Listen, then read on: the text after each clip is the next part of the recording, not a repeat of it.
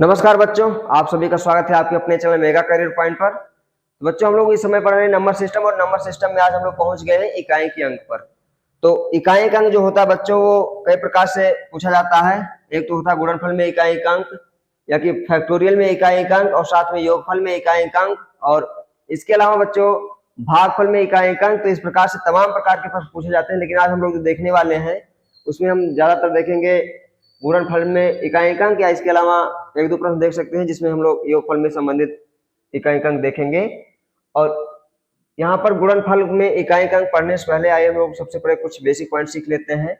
जैसे मान लेते हैं अगर हम लोग सामने कोई संख्या इस प्रकार से लिखी गई है, तो इस संख्या में इकाई का अंक क्या है बच्चों? इस संख्या में इकाई का अंक क्या है?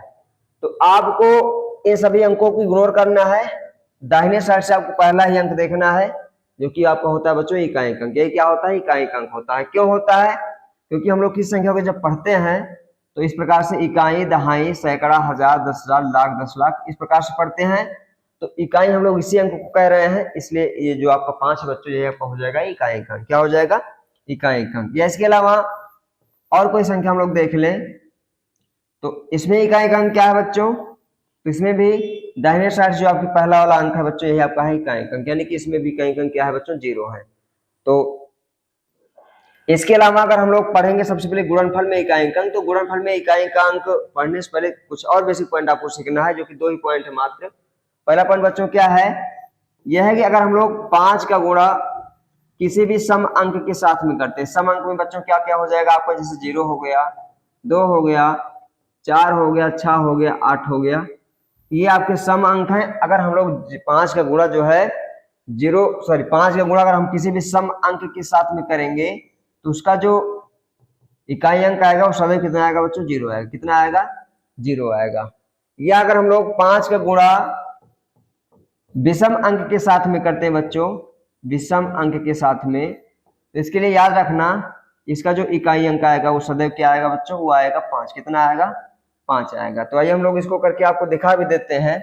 जैसे मान लेते हैं यहाँ पे 5 है, और 5 के साथ में कोई भी अंक 0, 2, 4, 6, 8 में से हम कोई भी अंक ले ले, मानते हैं 8 ले लिए, तो 5 अट्ठे क्या होता है बच्चों? 40 होता है। तो इस 40 में आप इकाई अंक क्या देख रहे हैं? 0 आया। कितना आया बच्चों? इकाई अंक 0 आया। क्यों आया? क्योंकि ये आपका है सम अंक। क्या है बच्चों? सम अंक है, यानी कि 8 है, सम अंक है। या इसके अलावा आप 5 के साथ में आप 6 रख लेते हैं, तो 5 छक होता है बच्चों 30। कितना होता है? 30। और 30 में भी आप देख रहे हैं कि इकाई अंक कितना आ गया? ये 0 आ गया। कितना आ गया बच्चों? 0 आ गया। तो इस प्रकार से हम देख रहे हैं कि 5 के साथ में अगर हम लोग गुणा करते हैं और इकाई अंक मेरा अगर मिलता है सम, क्या मिलता है? सम, यानी कि 0, 2, 4, 6, 8, इसमें से अगर कोई भी आपको मिल जाएगा तो इकाई अंक सदैव क्या आने वाला है? सदैव बच्चों आने वाला है 0। कितना आने वाला है? 0 आने वाला है। और या दूसरा नियम इसका बच्चों, इसमें क्या है कि 5 का गुणा अगर हम विषम के साथ में करें, विषम में क्या हो जाएगा आपका? विषम में आपका हो जाएगा 1, 3, 5, 7 और 9। अगर इनके साथ में किया जाएगा तो सदैव कितना मिलेगा बच्चों? 5 मिलेगा। कितना मिलेगा? 5 मिलेगा। आइए हम लोग इसमें से चलो 5 को ही रख के देख लेते हैं। तो 5 × 5 = 25। 25 में आप देख रहे हैं इकाई का आपको मिलेगा 5। या इसके अलावा 5 के साथ में हम कोई भी संख्या रख लें, चलो 7 रख लेते हैं इसमें से, तो 7 × 5 होता है बच्चों 35। कितना होता है? 35। और इस 35 में हम देख रहे हैं इकाई का कितना मिलने वाला है बच्चों? 5 मिलने वाला है। इस प्रकार से आप एक एक करके आप सबको ट्राई कर लीजिएगा कि 5 के साथ में अगर आप विषम अंक रखते हैं इसमें से कोई भी, तो आपको सदैव इकाई अंक मिलेगा 5। और अगर आप 5 के साथ में कोई भी आप सम अंक रखते हैं, जैसे 0, 2, 4, 6, 8 में से, तो आपको सदैव क्या मिलने वाला है? 0 मिलने वाला है। और इसके अलावा आपको एक पॉइंट और याद रखना है बच्चों। वो कौन सा पॉइंट है?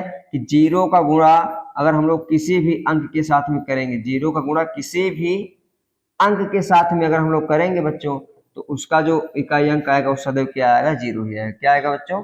0 आएगा। तो इन्हीं कुछ पॉइंटों के सहायता से आज हम लोग सॉल्व करते हैं आज का प्रश्न। और प्रश्न में आपको दिया गया है ये पहला 125, 725, 123 और 754, इन सब में बच्चों लगा है गुणे का निशान, यानी कि गुणनफल में इकाई का अंक ज्ञात करना है। तो आइए हम लोग सबसे पहले वाले प्रश्न को सॉल्व करते हैं। और याद रखना है आपको कि अगर आपसे पूछे कि इसमें इकाई का अंक क्या है, तो आपको केवल और केवल मतलब रखना है इकाई अंक से, बाकी अंकों को इग्नोर कर देना है। ठीक उसी प्रकार जैसे आपको करती है। ठीक है बच्चों? तो ये 5 है, 5 इकाई का अंक है, तो मैं 5 का गुणा कराऊंगा 5 से, और देखो 5 का विषम से हो रहा है तो वही आएगा, कंफर्म है। और 5 के साथ में आप देख रहे हो एक नया अंक आपको मिल गया सम, तो बस 5 के साथ में अगर सम मिल गया तो आपको आंख बंद करके बच्चों बता देना इसका इकाई अंक क्या आ जाएगा, 0 आ जाएगा, और किसी से करने की आवश्यकता ही नहीं है, क्योंकि 0 के साथ में इसके अलावा जो भी आपका आएगा हमेशा वो बच्चों 0 के साथ में कोई भी आपका अंक आएगा तो हमेशा उसका मान क्या आएगा, इकाई अंक वाला 0 ही आएगा। कितना आएगा बच्चों, 0 आएगा। या आइए हम लोग इसको पूरे तरीके से सॉल्व करके देख भी लेते हैं कि इसका इकाई अंक कैसे 0 आएगा। देखिएगा 5 का 5 से बाद 5 5 हो जाएगा 25, और 25 में आप इकाई अंक क्या पाएंगे बच्चों, 5 पाएंगे। 5 का 3 से करवाएंगे 5 3 15 हो जाएगा, 15 में आपको इकाई मिलेगा 5, 5 का फिर से करवाएंगे 4 से, 5 चौक हो जाएगा बच्चों 20, और 20 में आपको इकाई क्या मिलने वाला है, 0 मिलने वाला है। तो आशा करते हैं पहला प्रश्न आपकी समझ में आ गया होगा, और हम लोग चलते हैं आज के दूसरे प्रश्न पर। और दूसरा प्रश्न आपको बच्चों दिया गया है इस प्रकार से कि 1256 गुणे 1235 और गुणे 860। तो आप देख रहे हैं इसमें कोई न कोई आपका अंक एक मिल गया है जो कि क्या है बच्चों, 0 है। जैसे आपको 0 दिख जाए बच्चों तुरंत आपको आंख बंद करके बता देना है, इसके साथ में चाहे जितने भी अंकों का हम लोग गुणा करेंगे उसमें सदैव इकाई अंक क्या आने वाला है, 0 आने वाला है। तो मात्र 1 सेकंड के अंदर अंदर हम लोग इस प्रश्न को भी सॉल्व कर लिए हैं, और आज हम लोग आगे चलते हैं और देखते हैं आज का अगला प्रश्न। तो बच्चों आज का अगला प्रश्न जो है वो योगफल पर अंकों पर आधारित है। तो देखिएगा इसमें हमको मतलब रखना है केवल और केवल इकाई अंक से, तो यहाँ से आपका 4 हो जाएगा बच्चों, 4 का गुणा 4 का गुणा नहीं, 4 को हमको जोड़ना है किसमें, 9 में, तो 9 और 4 हो जाएगा बच्चों 13, 13 में आपका इकाई अंक मिलेगा 3, और 3 को हम लोग जोड़ेंगे 1 में, तो 3 और 1 हो जाएगा बच्चों 4, और 4 को हम लोग अगर 0 के साथ में ऐड करेंगे तो हो जाएगा 4। तो ध्यान देना है यहाँ पे आपको दिया गया था इस बार योगफल, क्या दिया गया था बच्चों, यहाँ पे आपको दिया गया था योगफल, और योगफल में हमको वही प्रक्रिया अपनानी है कि इकाई अंक को ध्यान देना है, बाकी अंकों को इग्नोर कर देना है। ठीक है बच्चों, तो ये आपका हो गया, इसमें आपका इकाई अंक क्या आ गया, 4 आ गया। इसी प्रकार से हम लोग आइए आज का अंतिम प्रश्न देख लेते हैं, और बच्चों ये भी आपका योगफल पर ही आधारित है। तो इसमें आपका इकाई अंक क्या है बच्चों, 7 है, 7 को हम लोग जोड़ेंगे 1 के साथ में, 7 और 1 हो जाएगा बच्चों 8, 8 को हम लोग जोड़ेंगे 5 के साथ में, 8 5 हो जाएगा बच्चों 13 हो जाएगा बच्चों, कितना हो जाएगा, 13 हो जाएगा, और 13 में हम लोग 3 को पकड़ेंगे और 3 को ऐड करेंगे 8 के साथ में, तो 8 और 3 हो जाएगा बच्चों 11। तो 11 में आप देख रहे हैं इकाई अंक कितना मिल रहा है बच्चों, 1 मिल गया है।